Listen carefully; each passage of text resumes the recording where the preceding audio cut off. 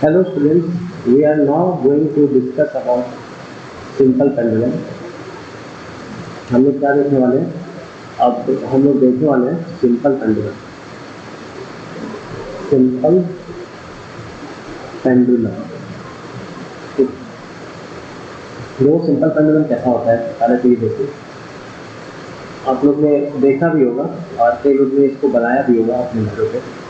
ठीक. और ये एक स्ट्रिंग होती है और स्ट्रिंग से अटैच ये क्या होता है? बॉब. ठीक है.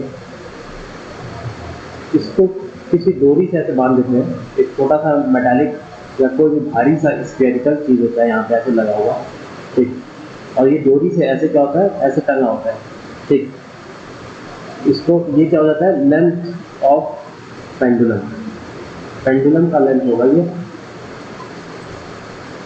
ठीक. इसको हम लोग बॉब बोलते हैं. ठीक है. और ये वर्क कैसे जब करता है? ठीक है. झूले झूले को भी आप एक जो झूला होता है उसको भी आप सिंपल पेंडुलम की तरह मान सकते हो. ठीक है. और ये वर्क कैसे करेगा? देखो. ठीक.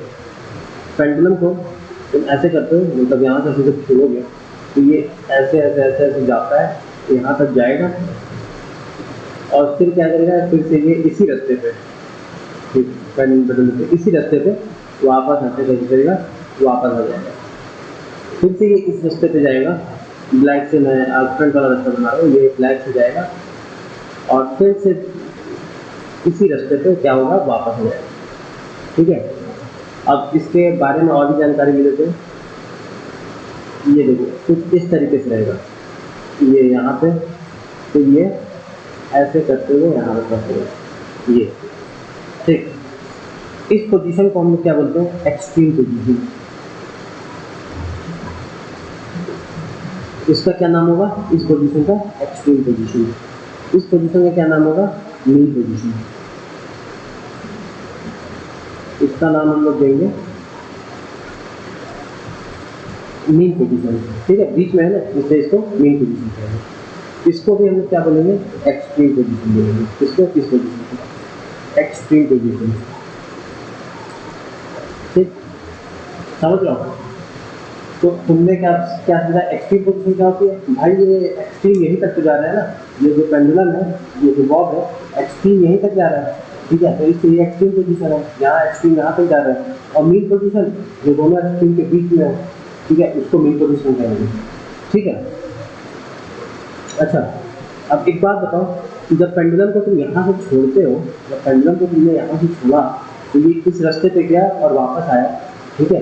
तो इसमें कौन सा लॉ लगेगा या कौन सी लॉ फॉलो कर रहा है? ये आप सोच के बताओ. ठीक है. थोड़ा सा सोचो फिर बताओ.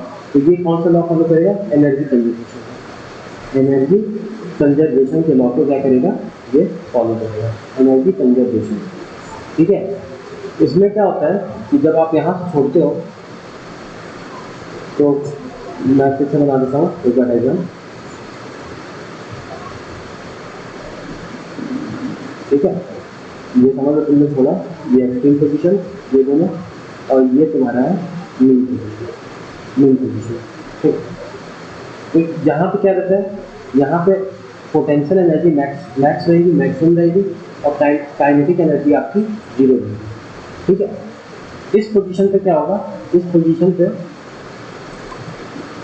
पोटेंशियल एनर्जी आपकी जीरो रहेगी और काइनेटिक एनर्जी आपकी क्या रहेगी? मैक्स रहेगी. मैक्सिमम. यहाँ पे पोटेंशियल एनर्जी मैक्स लिख सकते हो, मैक्सिमम. ठीक है. यही जो पोटेंशियल एनर्जी यहाँ पे था वही पूरा इस पोजीशन में क्या हो जाता है? काइनेटिक एनर्जी में कन्वर्ट हो जाता है. इस पोजीशन में क्या हो जाएगा? काइनेटिक एनर्जी में कन्वर्ट हो जाएगा. ठीक है. जो पोटेंशियल एनर्जी यहाँ पे था इस पोजीशन में total potential energy converted to total kinetic energy. Again ये जब यहाँ से यहाँ जाएगा तो इस पोजीशन में पोटेंशियल एनर्जी इसके पास मैक्सिमम रहेगी और काइनेटिक एनर्जी इसके पास क्या हो जाएगी? इस पोजीशन में. इस पोजीशन में काइनेटिक एनर्जी इसके पास जीरो हो जाएगी. रुक जाएगा ना. ठीक है. इस पोजीशन में जाएगा, रुक जाएगा, तो काइनेटिक एनर्जी इस पोजीशन में जीरो हो जाएगी. ठीक है. तो आई थिंक चीज़ें आपको समझ में आ रही होगी. ठीक है.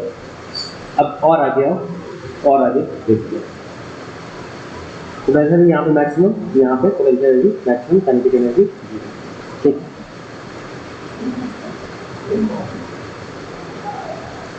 अब कुछ टर्मिनोलॉजी तो डिस्कस कर लेते हैं। टर्मिनोलॉजी भी तुम लोग ने पढ़ा ही होगा, ठीक है, क्लासेज में, क्लास 7 में पढ़ाया जाता है, ठीक है। और आई डोंट थिंक कि कोई टर्मिनोलॉजी नहीं जानता होगा, ठीक, लेकिन फिर भी डिस्कस करते हैं। क्या ये है तुम्हारा पेंडुलम, ये तुम्हारा क्या था, एक्सट्रीम पोजीशन था ना, एक्सट्रीम पोजीशन था। पेंडुलम ऐसे ऐसे जा रहा था और वैसे लौट रहा था, ठीक है। तो समझ लो ये ए है, ये बी है, ये ओ है, ठीक। O is mean position and A and B are extremity. तो ओ ए बराबर ओ बी, ठीक है। ये दूरी जो इस दूरी के क्या होगी, बराबर है। और इसी को हम लोग क्या बोलते हैं, एम्पलीट्यूड बोलते हैं, एम्पलीट्यूड, ठीक है। तो आप क्या कह सकते हो, distance between mean position and sorry हाँ, distance between mean position and extreme position, mean position and extreme position. इसको हम क्या बोलोगे, ओ ए बराबर ये जो ओ ए ये वाली दूरी है, that is equal to O B, O A बराबर ओ बी। अब इसी को हम लोग क्या कहेंगे, एम्पलीट्यूड कहेंगे। इसी यही क्या है, distance between mean position and extreme position. Distance between mean position and extreme position, इसको हम लोग क्या कहेंगे, एम्पलीट्यूड कहेंगे, ठीक है।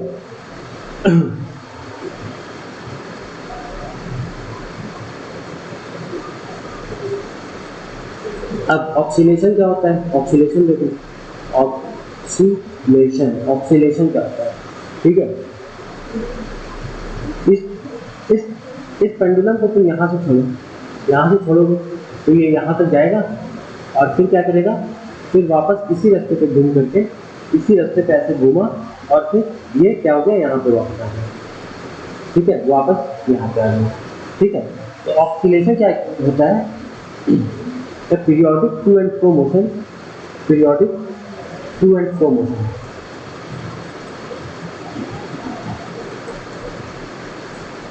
ठीक है। फ्रॉम कि एक एक्सट्रीम से हम छोड़ते हैं, वापस उसी एक्सट्रीम पे फिर से आ जाता है, उसी को हम वन ऑक्सीलेशन कहते हैं, ठीक है।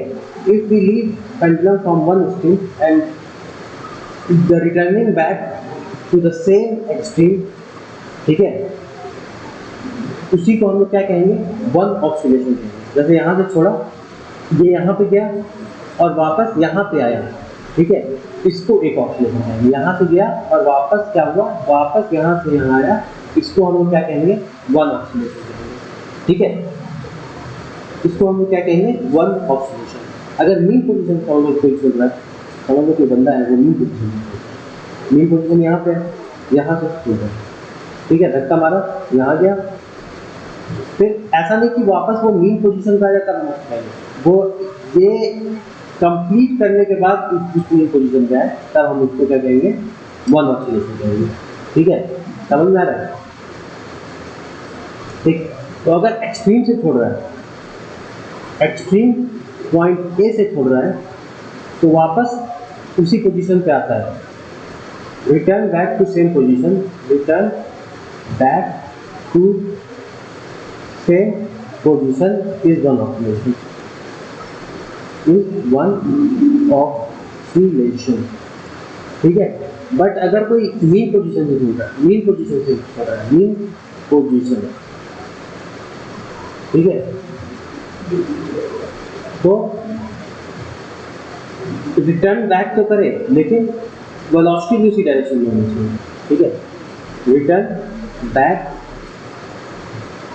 जैसे यहाँ से कोई छोड़ रहा है, लेटर से यहाँ से कोई छोड़ रहा है, ये मीन पोजीशन है, ठीक, यहाँ गया, वापस यहाँ पे आएगा, इसको नहीं बोलेंगे वन ऑक्सीलेशन, फिर से ये यहाँ पे जाए और फिर इस यहाँ पे आए, इसको बोलेंगे रिटर्न बैक टू, ठीक है, इसको बोलेंगे वन ऑक्सीलेशन, इसको हटा देते हैं, ठीक। तुम लोग किसी एक्सट्रीम वाले को कर देखो, मीन पोजीशन से क्या होगा कि अभी थोड़ा सा चीज़ें उतनी वो नहीं हो पाएंगी, ठीक है, उतना तो तुम समझ नहीं पाओगे, तो इसीलिए एक्सट्रीम पोजीशन को ही समझ के चीज़ों को काटते हैं। मीन पोजीशन को मैं हिंदी में बता दिया हूँ, ठीक है, कि अगर यहाँ से भाई फेंका तो यहाँ से वापस फेंके, इसके पास जाए, फिर से वापस जब आएगा उसको हम लोग क्या कहेंगे, वन ऑक्सीलेशन। ठीक है, अब फ्रीक्वेंसी क्या होती है, फ्रीक्वेंसी बताओ क्या होती है। ठीक, थोड़ा सा पॉज करके लिखो। जब तुम पॉज करके थोड़ा सा लिखोगे, ठीक है, तो तुम क्या क्या फाइंड आउट कर रहे हो, नंबर ऑफ ऑक्सीलेशन पर सेकेंड इज फ्रीक्वेंसी। फ्रीक्वेंसी क्या है, नंबर ऑफ ऑक्सीलेशन पर सेकेंड इज और फ्रीक्वेंसी।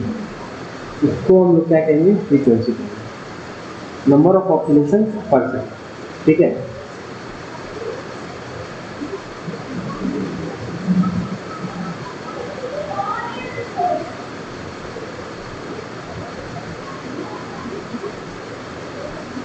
ठीक है, समझ लो ये पेंडुलम है, तुमने क्या किया, इसको यहाँ से देखा, यहाँ पर स्विंग किया, ऐसे ऐसे ऐसे ऐसे स्विंग कर रहा है।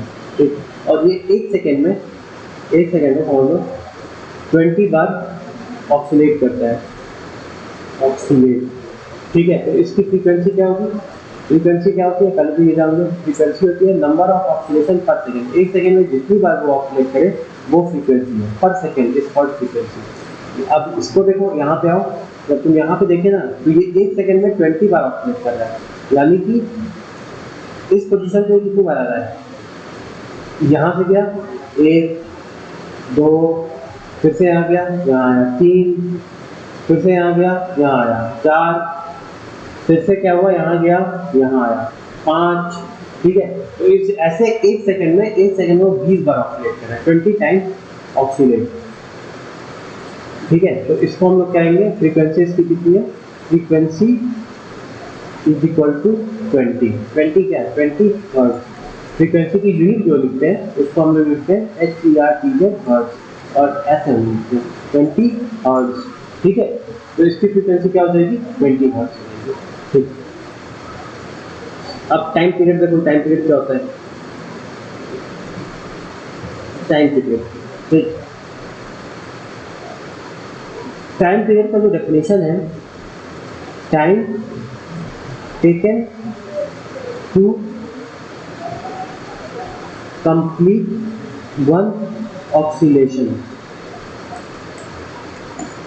ठीक है, time taken to complete one oscillation is time period. ठीक, जैसे कि वही पेंडुलम में लेते हैं वापस, जैसे कि ये एक सेकेंड में अगर 20 बार ऑक्सीलेट कर रहा है, ठीक है, एक सेकेंड में 20 बार ऑक्सीलेट कर रहा है। ठीक, तो टाइम पीरियड इसका कितना होगा, टाइम पीरियड यानी कि एक ऑक्सीलेशन कितने सेकंड में पूरा होगा। ठीक है, एक सेकंड में 20 बार ऑक्सीलेशन कर रहा है, तो एक ऑक्सीलेशन कितने सेकंड में पूरा होगा।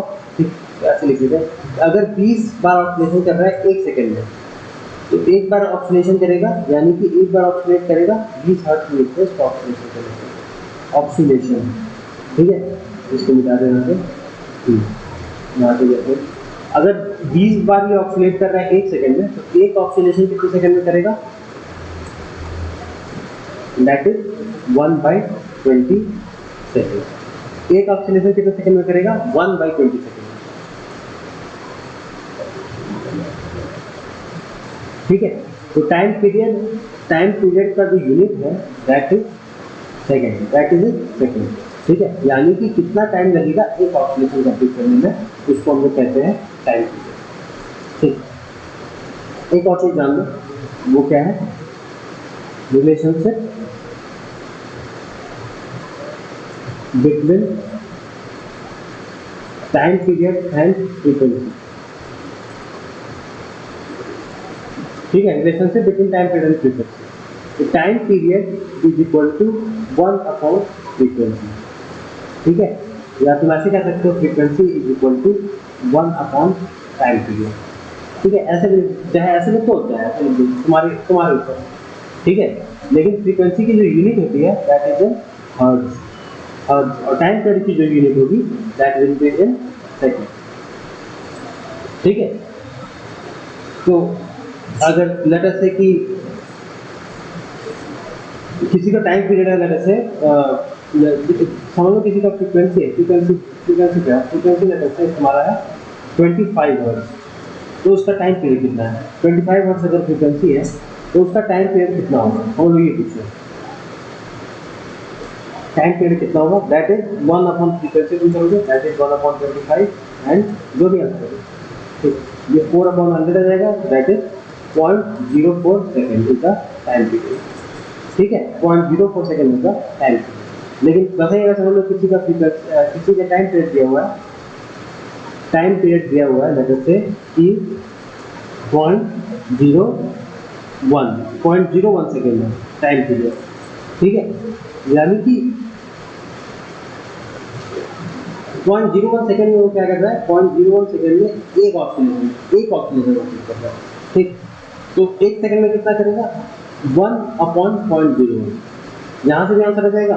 और समझ यहाँ से हमसे फ्रीक्वेंसी पूछा है कि भाई फ्रीक्वेंसी बताओ कितना होगा, अगर टाइम पीरियड इतना है तो फ्रीक्वेंसी कितना होगा ये तुमसे पूछा है, तो डायरेक्ट हम frequency is equal to 1 time period लिख देंगे, that is 1/0.1 second, that is 100 hertz, that is 100 hertz. तो ऐसे करोगे तो तुम्हें यहाँ दिख जाए दैट इज 100 हर्ट्ज, इसको भी करोगे यहाँ से तुम्हारा कितना आ जाएगा 100 हर्ट्ज, ठीक है।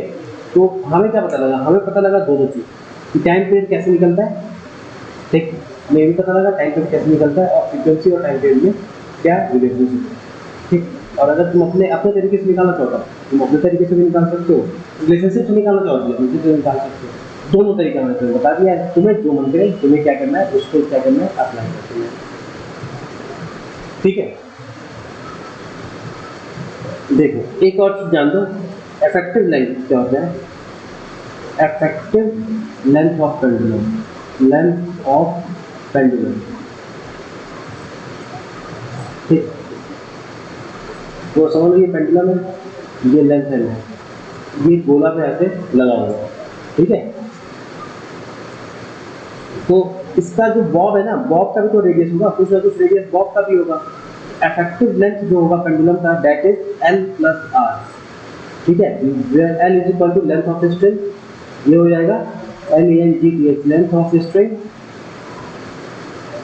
एंड R रेडियस,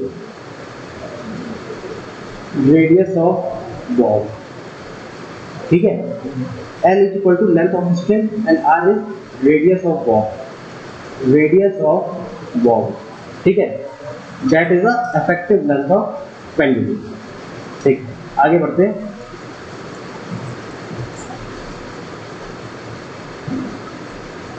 मान लो, ठीक है, तुम लोग लैब में जा रहे हो, तुम्हें लेंथ इज इक्वल टू कुछ दे दिया गया, ठीक, 20 और लेंथ इज इक्वल टू 36 दे दिया गया, ठीक है, इस तरीके से तुम्हें दे दिया गया, ठीक है, L इज इक्वल टू कुछ भी दे दिया गया, जो L इज इक्वल टू कहते हैं 50 दे दिया गया, ठीक, तुमसे बोला गया कि जाओ एक्सपेरिमेंट करो और टाइम पीरियड निकालो, तो तुमने इस तीनों पेंडुलम को पहले क्या कर दिया, तीनों पेंडुलम को लगा दिया, ठीक है, 50 वाला, ये L इज इक्वल टू 20 वाला था, ये L इज इक्वल टू 36 वाला था, ये L इज इक्वल टू 50 वाला, ठीक, इसको तुम ऑक्सीलेट कर दिया, ठीक, और जब इसका 20 ऑक्सीलेशन जब तुम्हारा कंप्लीट हो गया, 20 ऑक्सीलेशन कंप्लीट हो गया, तो तुम क्या किए, टाइम नोट डाउन कर दो, 20 ऑक्सीलेशन, पहले 20 ऑक्सीलेशन कंप्लीट हुआ तो टाइम नोट डाउन कर दो, ठीक है, जब 20 ऑक्सीलेशन तुम्हारा कंप्लीट हुआ तो तुम टाइम नोट डाउन कर दिए, ठीक, सामने तुम्हारा टाइम नोट डाउन कर दिया, जो भी तुम्हारा टाइम आया, टाइम नोट डाउन कर दिया, जो भी तुम्हारा टाइम आया, ठीक है। अब इसका टाइम पीरियड निकालोगे, T/20 करोगे, इसका टाइम पीरियड आ जाएगा, ठीक है, यहाँ पे भी क्या करोगे, T/20 करोगे तो तुम्हारा इसका टाइम पीरियड आ जाएगा, अब T/20 करोगे तो तुम्हारा इसका टाइम पीरियड आ जाएगा, ठीक है। तो तुम्हें क्या पता लगा, तुम्हें ये पता लगा, यहाँ पे ये देखो गलत लिख दिया, ठीक है, छोटा टी करूँगा, बड़ा टी करूँगा,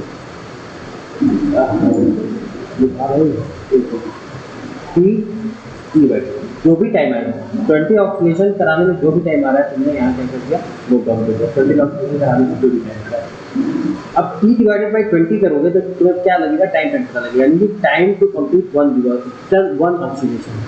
ठीक है, कि तुमने तीनों का टाइम क्या कर लिया, टाइम निकाल लिया, तीनों का टाइम निकाल लिया, इसका निकाल लिया, इसका निकाल लिया, इसका निकाल लिया। जब निकाल के ले आओगे तो तुम्हें क्या आएगा, t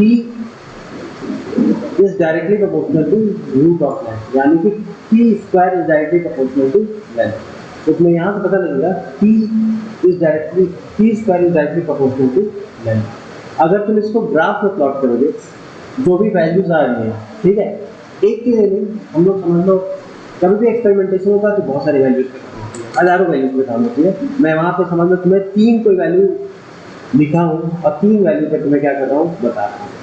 ठीक है, तो जो भी वैल्यूज आ रही है,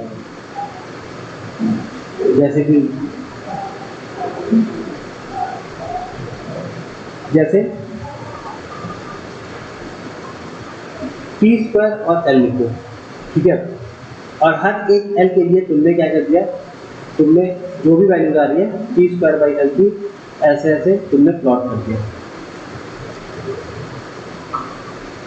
यानी टी स्क्वायर बाई एल की वैल्यू तुमने क्या किया, प्लॉट कर दिया। टी स्क्वायर बाई एल की वैल्यू यहाँ पे तुमने लिख दी, यहाँ पे भी टी स्क्वायर बाई एल की वैल्यू लिख दी, और यहाँ पे भी टी स्क्वायर बाई एल की वैल्यू लिख दी, हर एक केस में, इसका केस में, इसका केस में, इसका केस में।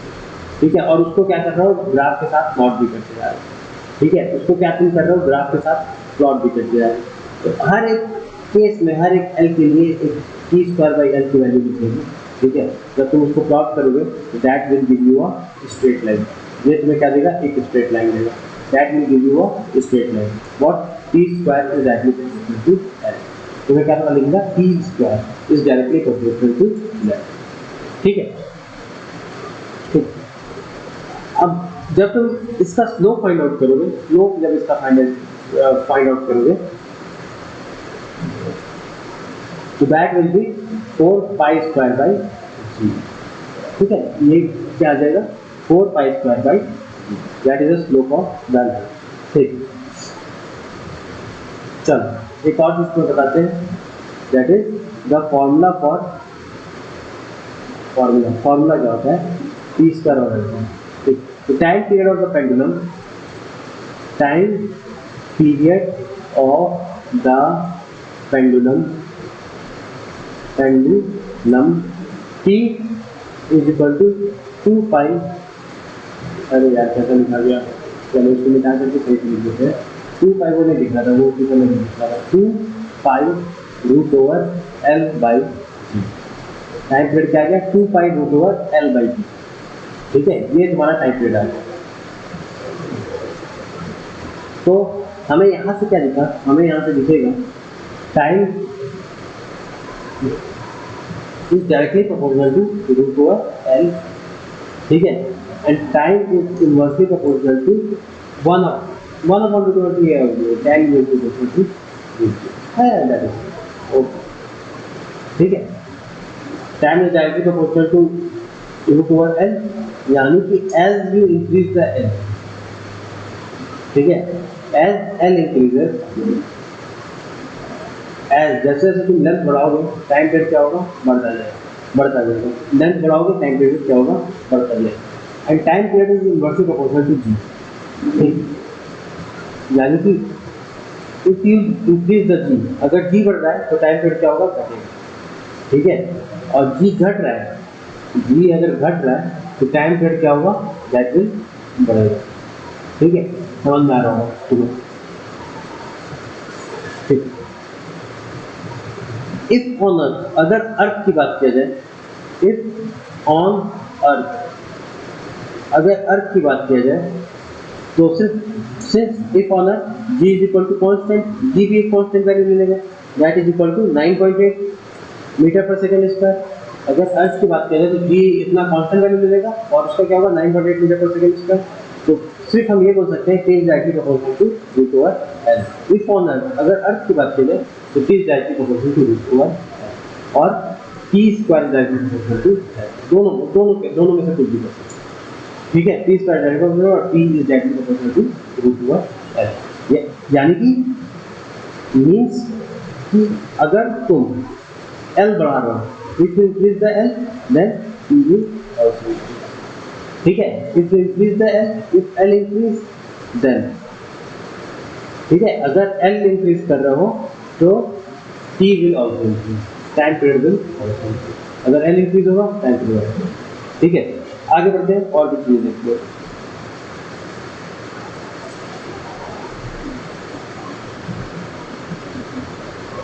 ठीक, एक थोड़ा पानी भी लेते हैं।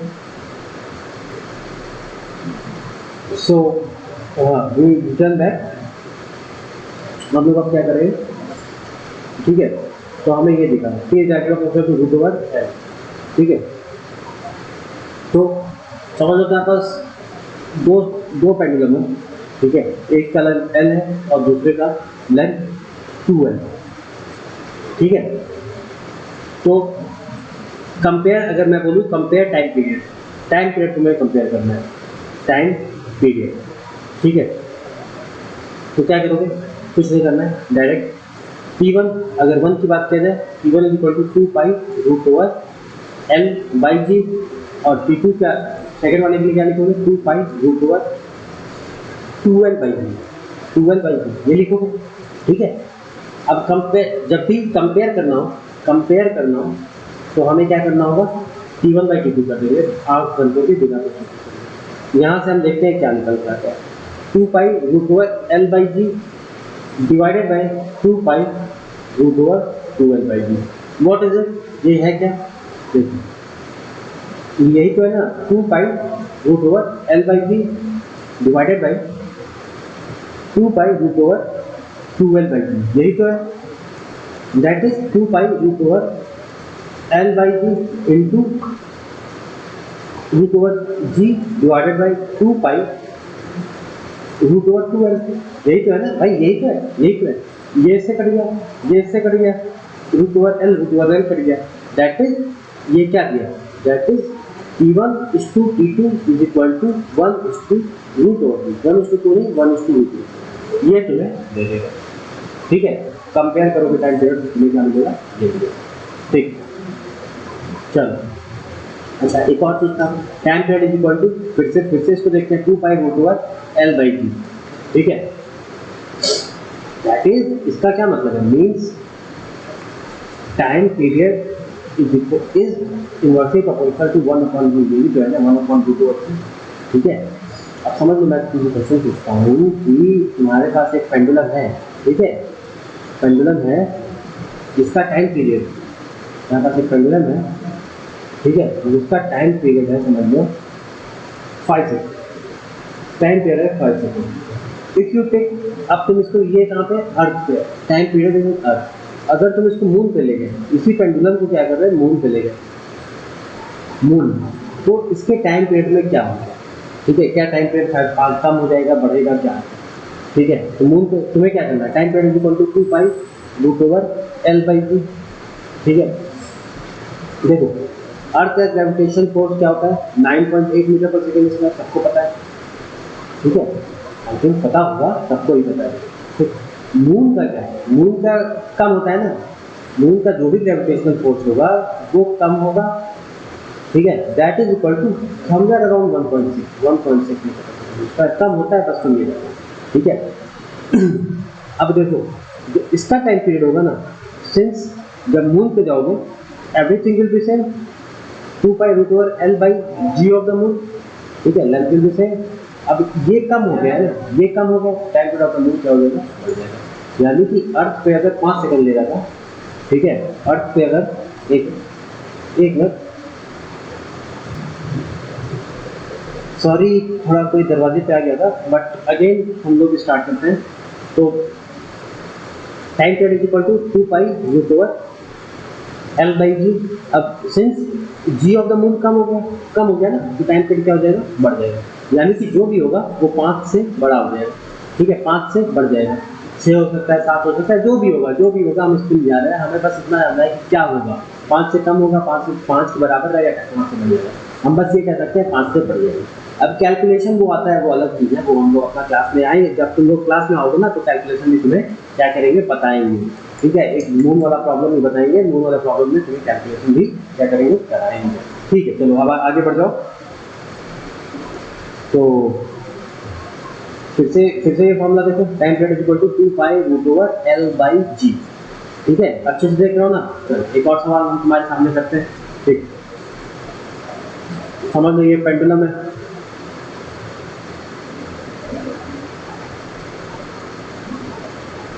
और एक दूसरा पेंडुलम है, सेम इसी तरीके से आइडेंटिकल है। बस एक दिक्कत है, यहाँ पे स्टील बॉल लगी है, स्टील बॉल, और यहाँ पे क्या है, प्लास्टिक बॉल, प्लास्टिक बॉल लगी है। ठीक है, अब बताओ दोनों का टाइम पीरियड क्या होगा? टाइम पीरियड में क्या होगा? समझो इसका अगर टाइम पीरियड T1 है, इसका T2 है, तो क्या होगा? क्या T1 is equal to T2, T1 is greater than T2, T2 क्या होगा? ठीक है, क्या होगा? T1 is equal to T2 होगा, या T1 ग्रेटर देन T2 होगा, या T1 लेस देन T2 होगा, या नन, कुछ भी नहीं होगा। थोड़ा समय लो और सोचो। ठीक है, नहीं समझ में आ रहा है तो यहाँ पे देखो, टाइम पीरियड क्या होगा? Time period is equal to 2 pi root over L by G, 2 pi root over L by G. ठीक, सिंस ये दोनों आइडेंटिकल है ना, मैंने बोला कि ये दोनों आइडेंटिकल है, आइडेंटिकल है। बस क्या है, यहाँ पे स्टील बॉल लगी है, यहाँ पे क्या है, स्टील बॉल लगी है, और यहाँ पे क्या है, तुम्हारी प्लास्टिक बॉल लगी है। ठीक, यानी कि यहाँ पे अब तुम अगर वापस देखोगे तो मास का तो कोई फैक्टर ही नहीं है ना। मास या ये किससे बना है इसका कोई फैक्टर ही नहीं है, सिर्फ लेंथ पे डिपेंड कर रहा है। सिर्फ ये क्या है, जिस पे लेंथ पे डिपेंड कर रहा है, मास और इन सबों का कोई फैक्टर ही नहीं है। तो time period will remain same, T1 is equal to T2, that means T1 is equal to T2, time period will remain same. ठीक है, आई डोंट थिंक कोई प्रॉब्लम होगी यहाँ तक। लेक्चर्स के वीडियोस अच्छे से देखो, और क्लासरूम में अच्छे से रिवाइज करके पढ़ सकते हो। और एक और चीज़ मैं बताना भूल गया, that is second pendulum. Easy कौन सा प्रश्न है? सेकेंड पेंडुलम ऐसा पेंडुलम जिसका टाइम पीरियड कितना होगा? टाइम पीरियड होगा 2 second. Wow, time period 2 second. That means कि अगर इसको यहाँ से छोड़ दिया जाए तो ये यहाँ पे कितने 1 सेकंड बाद जाएगा? वाओ, 1 सेकंड बाद यहाँ जाएगा, और फिर से वापस 1 सेकंड बाद यहाँ पे आ जाएगा। ठीक है, फिर से वापस 1 सेकंड बाद ये कहाँ जाएगा? यहाँ जाएगा, फिर से 1 सेकंड बाद यहाँ आ जाएगा। ठीक है, तो यानी कि पहले 0 सेकंड पे यहाँ पे था, फिर 2 सेकंड पे रहेगा, फिर यहाँ 4 सेकंड पे रहेगा, फिर 6 सेकंड पे रहेगा, तो यहाँ पे 1 सेकंड पे रहेगा, फिर 3rd सेकंड पे रहेगा, फिर सेकंड पे रहेगा, यानी कि ऐसा पेंडुलम जिसका टाइम पीरियड कितना हो? Time period 2 second. ठीक है, यानी कि एक ऑक्सीलेशन कंप्लीट करने में इसको कितना वक्त लगे? 2 सेकंड। 2 सेकंड में क्या करेगा? ये अपना एक ऑक्सीलेशन कंप्लीट करेगा, उसको हम क्या कहेंगे? सेकंड। ठीक है, तो होमवर्क करके लाना। होमवर्क क्या है?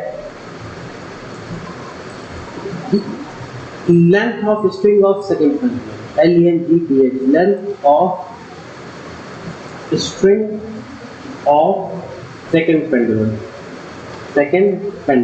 ये तुम्हें बताना है, ये तुम करते हो।